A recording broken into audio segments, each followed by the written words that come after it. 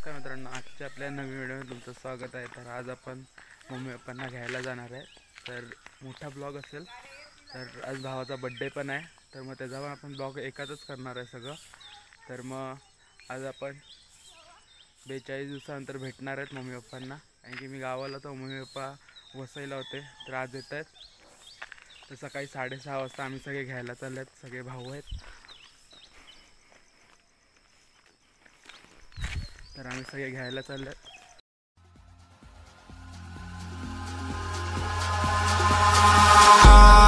Eyes in the sky, gazing far into the night. I raise my hand to the fire, but it's no use, 'cause you can't stop it from shining through.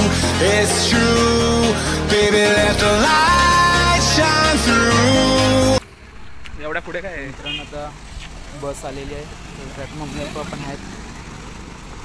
तर आता खूप दिवसानंतर mummy पप्पांना भेटणार मी।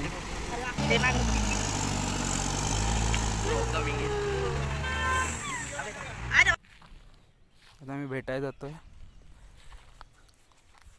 माझा भाऊ बाहुबलीसारखा बॅगा उचलत येतोय,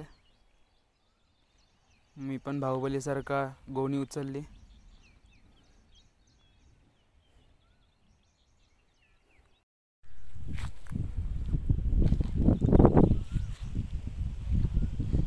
आता आम्ही मित्रांनो घरी आलेले आहेत।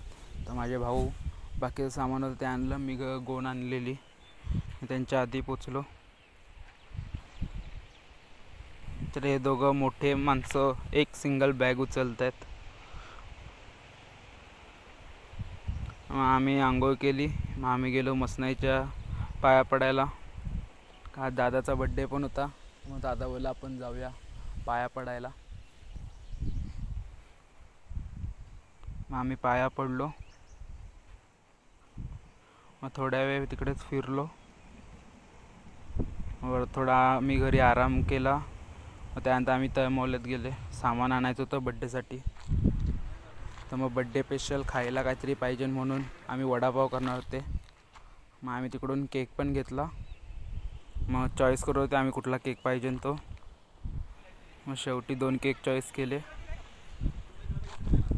एक लाल कलरचा होता, एक पिंक कलरचा होता।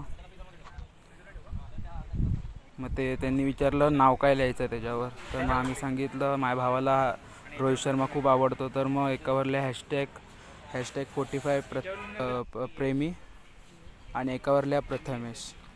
मग त्यांनी तसं लिहून दिलं आम्हाला। मग पहिले ते बोलले आम्ही प्रथमेश लिहूया,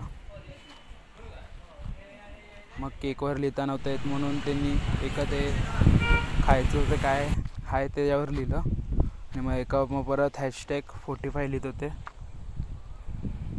कारण की दादाला खूप रोहित शर्मा आवडतो म्हणून।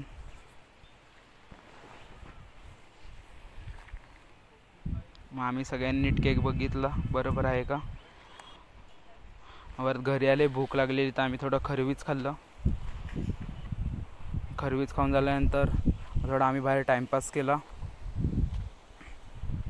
कारण की सगळे पाहुणे येणार होते। तर मग आमचे केक पण आले, कारण की आम्ही आणले नव्हते आधीच, कारण की मग वितळतील म्हणून, कारण की 2 तास बाकी होते।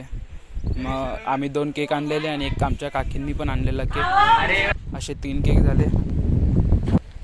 आम्ही केक खोलला, सगळ्यांना बघायचा पण होता माझ्या भावांना कसा येतो केक।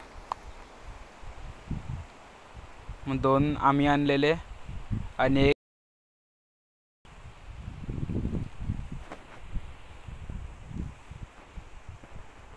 तर केक कसे वाटते ते कमेंटमध्ये सांगा। मग परत आता दादाची पूजा करायची चालली आहे, म्हणजे आरती करतात ते केक कापायच्या आधी। मग परत सगळ्यांनी ओवून घेतलं।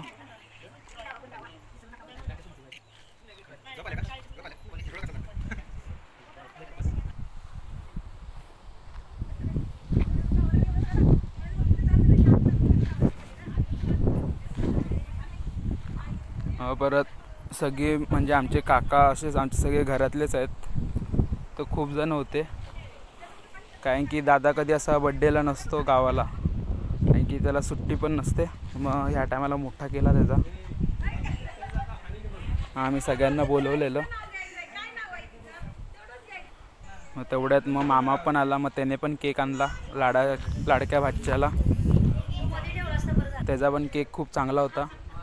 मग परत फोटो काढले, फोटो सेशन चालू झालेलं. मग आईचा, मम्मीचा, पप्पांचा फोटो काढला पहिले, मग परत केक कापायला सुरुवात केली.